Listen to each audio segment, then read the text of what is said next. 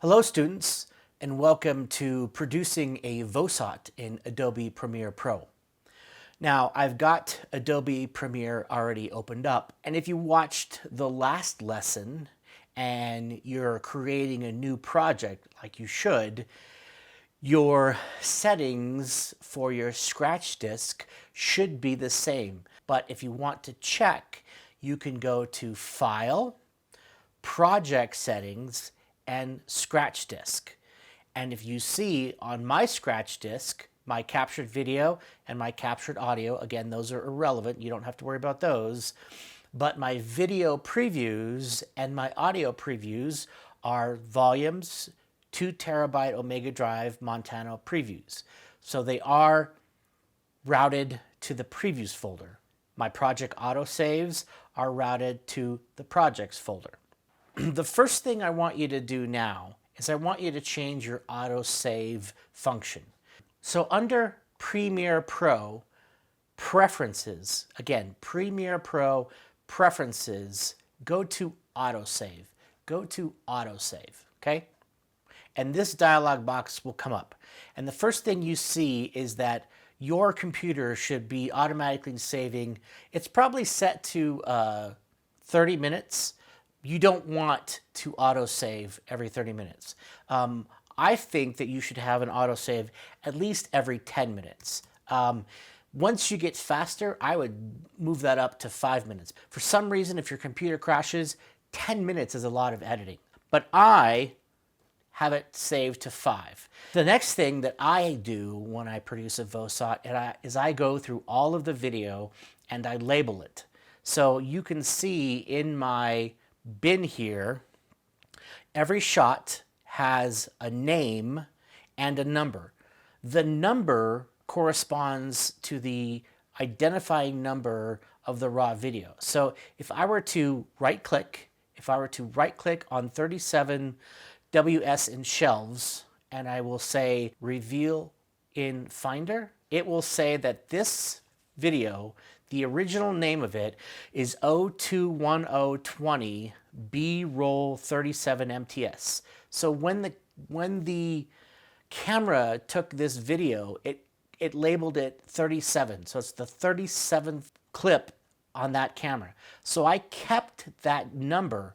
So in case something happens and your video gets offline, the number in your Premiere Pro project panel is the same as the number in your raw video, so that someday you might have to reconnect them. So that's the logic of those numbers identical. All right, so now these shots, 37 was the first shot that was taken, and then 47 was the last shot. So I would double click and then I would kind of see it, and look, it's a it's a wide shot in shelves, and then the next shot is a tight shot of a book. And I use my little TS's, MS's, and WS's, wide shot, medium shot, tight shot, so that I have a mental representation of the shots and the composition. Again, you can go to the icon view and edit this way. It's up to you, but I'm gonna do this in list view because that's the way I've been editing for 20 years, and that's just the way I do it. So we're gonna do a VOSOT.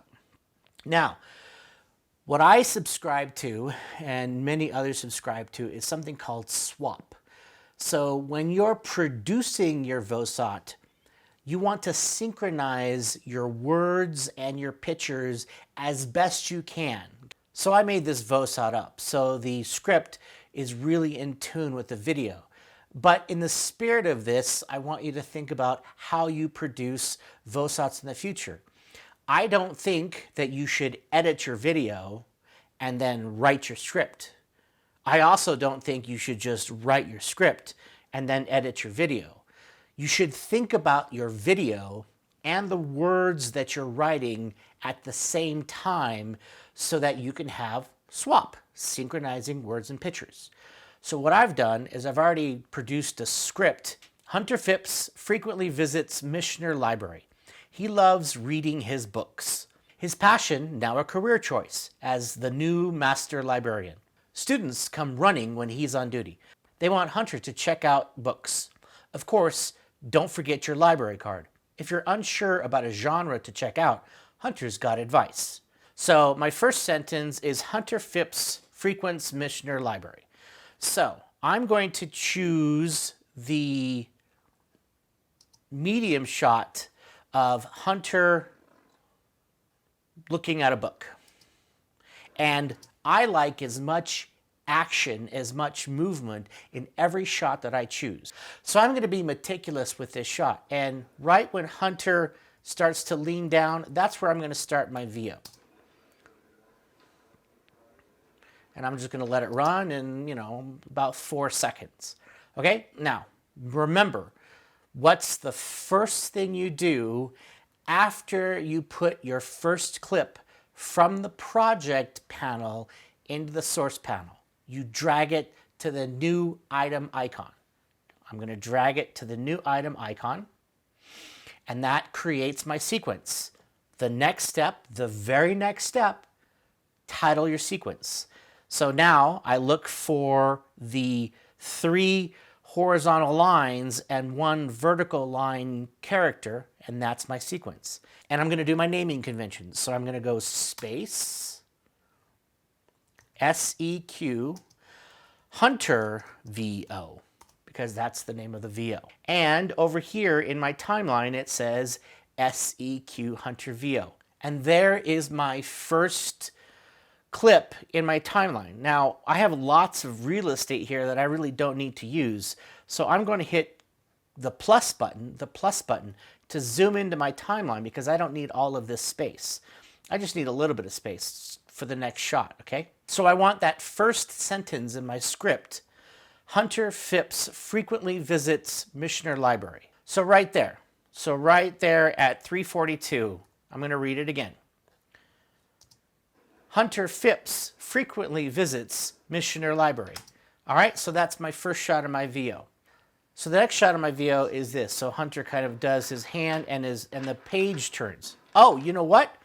I have a time where I can do some match action. So right in this shot, when the page goes up, that's my in point. And then I'm just gonna, let it roll. And, 8 seconds. That doesn't matter because I'm gonna clean it up. So right here, I want this shot to start, right where the playhead is. So I can grab this clip and bring it down to the timeline and make sure that it's right on the playhead and it overwrites that little piece. And you know that I am a keyboard junkie. The period key on your keyboard is the overwrite button. So I will use the overwrite button. So then there's my next edit with some match action. I love it. All right. So let's read the second sentence in our VOSOT. He loves reading big books. Okay. That's the second shot in my VOSOT. The next sentence is his passion, now a career choice as the new master librarian. Okay. Well, let's do that wide shot of Hunter in the books. So this is the shot. Now, again, I like to have some motion in every shot, but there really isn't nothing here. And so it's not going to work in every shot. So I'm just going to take this shot, for about 4 or 5 seconds. And again, I have my playhead where I want the shot, and I have my in point, and I have an out point. And I'm going to hit the period key, and there's my third shot. And again, the sentence is, his passion, now a career choice as the new master librarian. And then the next sentence is, students come running when he's on duty. They want Hunter to check out books. Okay, well, I have a student running, so I'm going to go to the student running shot. And there's nothing going on, right? So right when I see the hands of the student, right as he enters the frame, that's my in point. And then there's my student running away and about there. So I don't know the out point right now. So I'm just going to do that. And again, I'm going to hit my period. So here's that shot. And then the script is, students come running when he's on duty. The next sentence is, they want Hunter to help check out books. All right, let's see. We have a shot of students checking out books. Now, I know that this student is this student, so I don't want to have a jump cut. I don't want this person in the shot, so I want him to come in the frame. I'm a big fan of into frame, out of frame. So what I'm going to do is I'm going to start this shot before the student comes in the shot, right about there. And that's my in point. And then again, I'm going to hit my period key, and then here's the next shot. All right, and then this sentence is, they want Hunter to help check out books. They want Hunter to help check out books. And then I stop and I just set my playhead at that point. And then the next sentence is, of course, don't forget your library card. So I got the tight shot of the library card. And again, I like action, so I'm going to start this shot right before the hand comes in, like that. And I'm going to insert it.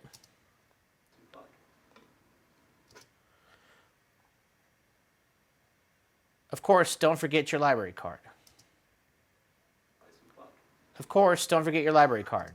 All right, and then this is the garbage from that last shot, so I'm just going to delete that. The next sentence is, if you're unsure about a genre to check out, Hunter's got advice. All right, so I'm going to go with the next shot of a tight shot of Hunter in the chair. And again, let's see, does Hunter have a little bit of motion? Ooh, yes. Again, I want to have as much motion as I can. So I'm going to wait till Hunter turns the page, like so. And that's my next shot. And again, I use the period key. So that's it, right? We're done? No. Every VO that you've cut should be at least 10 seconds longer than the read. So we read this, and the read is about 20 seconds. You want to put at least 10 seconds of pad on your VO. And the talent is reading off the teleprompter. You know what? They might stumble. They might not read as fast as you. So you want to have pad on every VO. So what I'm going to do is I'm going to have this wide shot of Hunter just reading.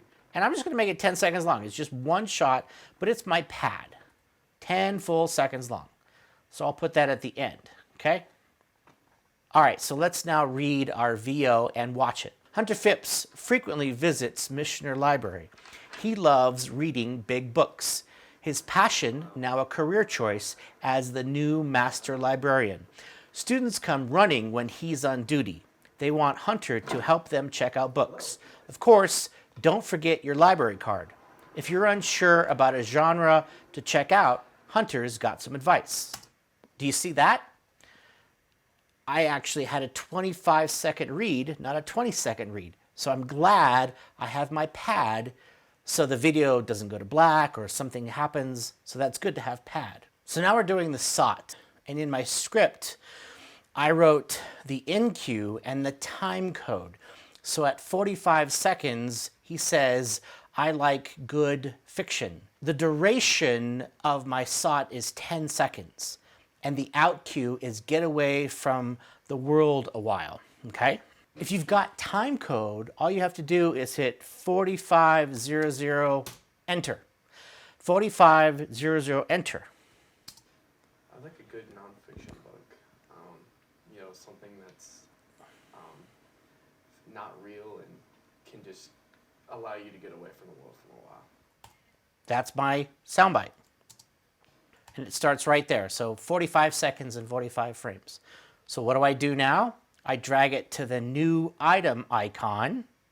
And now, because the raw was labeled 41 SOT, that's what it's labeled.